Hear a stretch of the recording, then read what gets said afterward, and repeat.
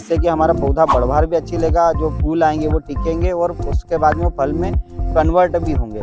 तो इससे आपको लास्ट तक आपका जो फल का साइज है वो बहुत ही शानदार देखने को मिलेगा। लेकिन न्यूट्रिशन और फर्टिलाइजर का मैनेजमेंट सबसे ज़रूरी होता है इस फसल के लिए, क्योंकि बहुत ही कम उम्र की फसल है और बहुत ही जल्द हार्वेस्ट होती है। अगर इसमें हमने एक दिन की भी गलती करी तो वह 8 दिन पीछे इस फसल को लेके जाती है।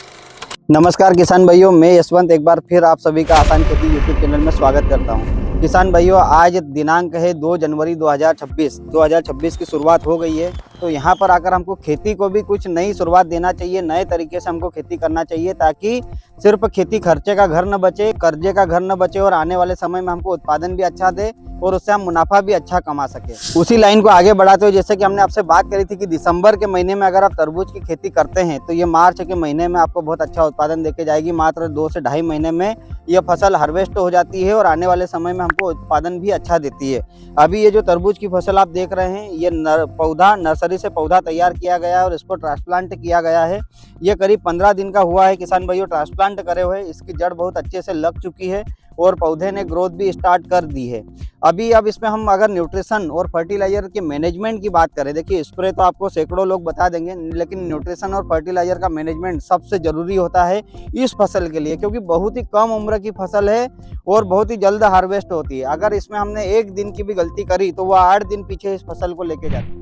तो यहाँ पर बीमारियों का अटैक तो होगा ही होगा, पेस्टिसाइड का स्प्रे तो हमको करना ही है, लेकिन उसी के साथ में न्यूट्रिशन मैनेजमेंट अगर हमने प्रॉपर रखा, पौधे का रोग प्रतिरोधक क्षमता अच्छे से बनाकर रखा, तो बीमारियों को ये अपने आप दूर धकाकर स्वस्थ ग्रोथ लेते हुए आगे बढ़ेगा और आने वाले समय में हमको फिर उत्पादन भी अच्छा देगा, पैसा भी अच्छा बना के जाएगा और कहीं ना कहीं केमिकल का खर्चा भी हमारा कम कर देगा। तो कौन कौन से खाद हैं जो हमको वेजिटेटिव ग्रोथ में चलाने हैं, फिर कौन कौन से खाद है जो हमको रिप्रोडक्टिव ग्रोथ में चलाने हैं और लास्ट में हमको स्वस्थ, हेल्दी और अच्छा सा बड़ा सा डमरू वाला फल मिले।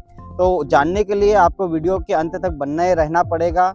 और जिन किसान भाइयों ने अभी तक भी हमारा चैनल सब्सक्राइब नहीं किया है, आपके सपोर्ट की हमको बहुत ज़्यादा ज़रूरत है, आपको चैनल को सब्सक्राइब करना ही पड़ेगा।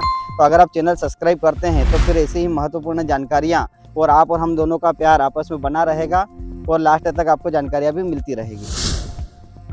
तो देखिए किसान भाई, जैसे कि अभी हमने बताया आपको कि ये नर्सरी से पौधा लाया हुआ है और उसके बाद 15 दिन इसको यहाँ भी ट्रांसप्लांट में हो चुके हैं। ये बेल छोड़ने की कगार पे आ चुका है, लगभग बेल छोड़ना स्टार्ट कर चुका है।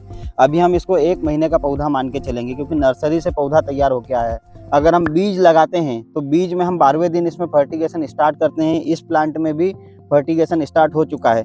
शुरुआती अवस्था में पौधे को हमको वेजिटेटिव ग्रोथ देना है, जितनी ज़्यादा शाखाएं होंगी उतने ज़्यादा फूल और उतने ज़्यादा फल। लेकिन तरबूज में ऐसा नहीं होता है। तरबूज में हमको नंबर ऑफ फ्रूट एक पौधे के अंदर 4 या ज़्यादा से ज़्यादा 5, इससे ज़्यादा नहीं चाहिए। 4 फल लगते हैं या 5 फल लगते हैं, तो इसमें से जो पहले 3 फल है वो पहली हार्वेस्टिंग में जाना चाहिए, क्योंकि पहली हार्वेस्टिंग का जो रेट है वो डबल होता है और जो सेकंड हार्वेस्टिंग आती है उसका रेट जस्ट आधा हो जाता है। एग्जाम्पल के लिए अगर बात करें कि पहली हार्वेस्टिंग हमारी 10 रुपये किलो से हुई है, तो दूसरी हार्वेस्टिंग हमारी डायरेक्ट 5 रुपये किलो पे आ जाएगी। तो हमको पहली हार्वेस्टिंग में ज़्यादा से ज़्यादा फल ले जाने और ज़्यादा से ज़्यादा फल निकालने हैं। अब पहली हार्वेस्टिंग में जो फल का रेशो होता है 2 से ढाई किलोग्राम का एक फल होना चाहिए। अगर पहली हार्वेस्टिंग का ये रेशो होता है तो हमको हर फल हमारा 2 से ढाई किलो का मिलना चाहिए। तो अभी हम अगर इसमें फर्टिगेशन की बात करें किसान भाइयों, तो सबसे पहले हमको इसको वेजिटेटिव ग्रोथ अच्छी देनी है, ताकि इसकी जड़ मजबूत हो, तना मजबूत हो और शाखाएं अच्छे से निकले। तो उसके लिए हमको सबसे पहला जो वेजिटेटिव ग्रोथ के लिए हम कई सालों से उपयोग करते आ रहे यूरिया है। उसके बाद में हम इसमें उपयोग करने वाले अमोनियम सल्फेट, उसी के साथ में थोड़ा बहुत हम पोटाश भी देते चलेंगे, उसी के साथ में 19-19, 12-61 और फास्फोरिक एसिड।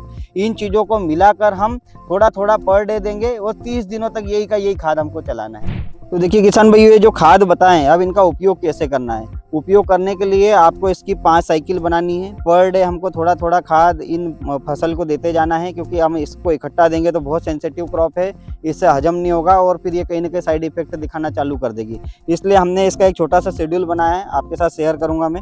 सबसे पहले आपको क्या करना है, यूरिया 5 किलोग्राम और 1 किलोग्राम के लगभग फास्फोरिक एसिड, इन दोनों को साथ में घोलकर आपको ड्रिप से चला देना है, कोई तकलीफ नहीं है।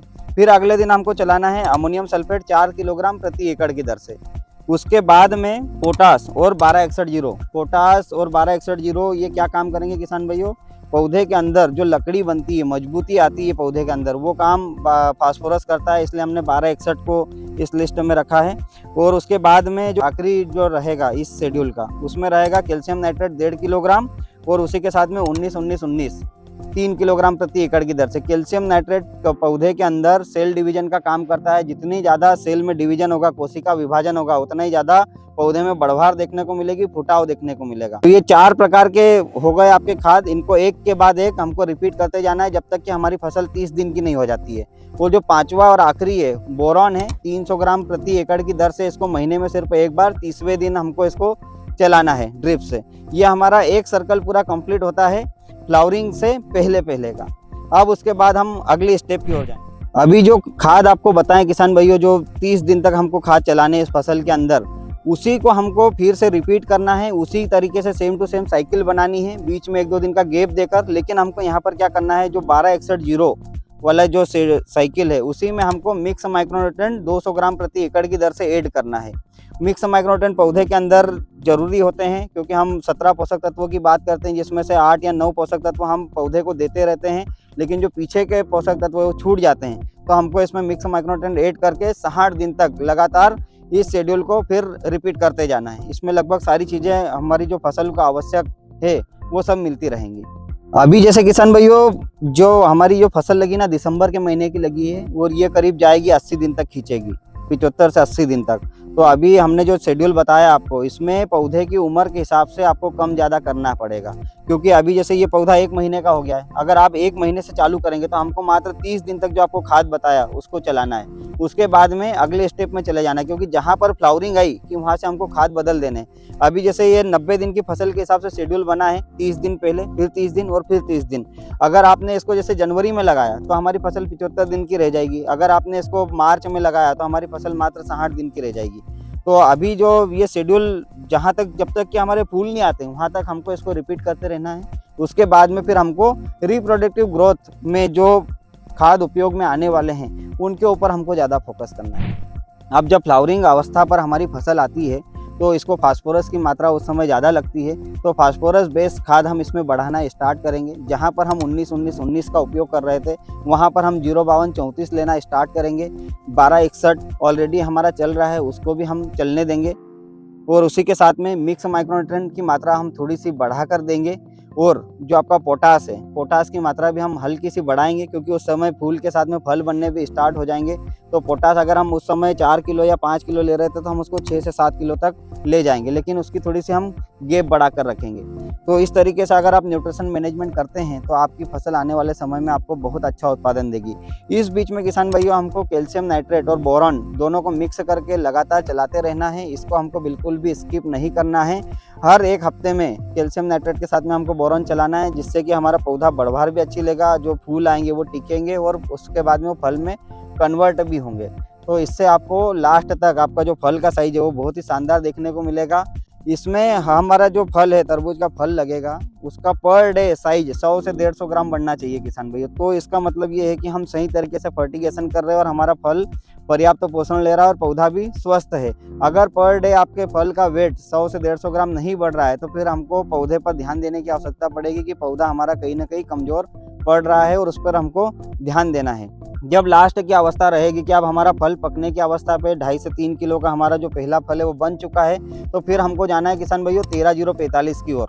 मतलब नाइट्रोजन की मात्रा कम और पोटास की मात्रा बहुत ज़्यादा और फास्फोरस को 0 कर देना, क्योंकि उस समय हमको पूरा हमारे फल को पोषित करना है। तो जो नाइट्रोजन है वो पौधे को ताकत देगा और जो पोटास है वो फल को ताकत देगा, और इस तरीके से हमारा पौधा और फल दोनों कॉम्बिनेशन के साथ में फल को ज़बरदस्त ताकत देंगे और फल को अच्छा सा बड़ा बनाएंगे, और वो पकाने का काम भी करेगा लास्ट में। जब पोटास की मात्रा बढ़ती है तो कहीं ना कहीं वो हमारे फल को पकाता है। अगर आपको ऐसा लग रहा है कि ठंडी ज़्यादा है, मौसम में अभी भी बदलाव नहीं हुआ है और हमारे फल का साइज तो अच्छा हो गया लेकिन पक नहीं रहा है, तो उस समय हम पोटेशियम सोनाइट का उपयोग करते हैं। लेकिन पोटेशियम सोनाइट का उपयोग हमको सोच समझ के करना है, आवश्यकता हो तो करें, नहीं तो कोई ज़रूरी नहीं है। तो इस तरीके से आप फर्टिगेशन करके आपकी तरबूज की फसल से बहुत ज़बरदस्त उत्पादन ले सकते हैं। और अगर जो बताया शेड्यूल अगर आपने इसका उपयोग करा है तो 35 टन 350 क्विंटल तरबूज आपका 1 एकड़ में कहीं नहीं गया, दोनों पिकिंग में, फर्स्ट और सेकंड मिला के। पहली पिकिंग आपकी जाना चाहिए 20 टन तक, और दूसरी पिकिंग आपकी जाना चाहिए 12 से 15 टन की। तो समझिए कि आपने तरबूज से बहुत अच्छा उत्पादन लिया है। रेट हमारे हाथ में नहीं है, वो प्रकृति और व्यापारियों के हाथ में है, मार्केट के हाथ में है। मार्केट में डिमांड ज़्यादा रही तो रेट मिला, मार्केट में डिमांड कम रही तो रेट नहीं मिला। हमारे हाथ में है सिर्फ और सिर्फ प्रोडक्शन पे अगर हमने अच्छा काम कर लिया तो हमको उत्पादन अच्छा मिल गया। और फिर जो मुनाफा है वो तो बनना ही है। तो इस तरीके से आप तरबूज में फर्टिगेशन का शेड्यूल बनाइए किसान भाइयों, बहुत अच्छे परिणाम देखने को मिलेंगे। तो ये किसान भाइयों आज तरबूज का पूरा प्रॉपर शेड्यूल आप लोगों के साथ में शेयर करा है। आप वीडियो तो जरूर देखते हैं लेकिन इस वीडियो को आपके दोस्त यारों के साथ में शेयर नहीं करते हैं। तो आप इस तरीके की जानकारी आप अन्य किसान भाइयों के साथ शेयर करेंगे तो कहीं ना कहीं इन फसलों का मार्केट बनेगा, और मार्केट बनेगा तो डिमांड बढ़ेगी तो कहीं ना कहीं किसान भाइयों को ही इसका फ़ायदा मिलना है। तो आप वीडियो को ज़्यादा से ज़्यादा शेयर करिएगा ताकि किसान भाई ट्रेडिशनल खेती को छोड़कर इस तरीके की खेती करें और आने वाले समय में अच्छा मुनाफा ले सकें।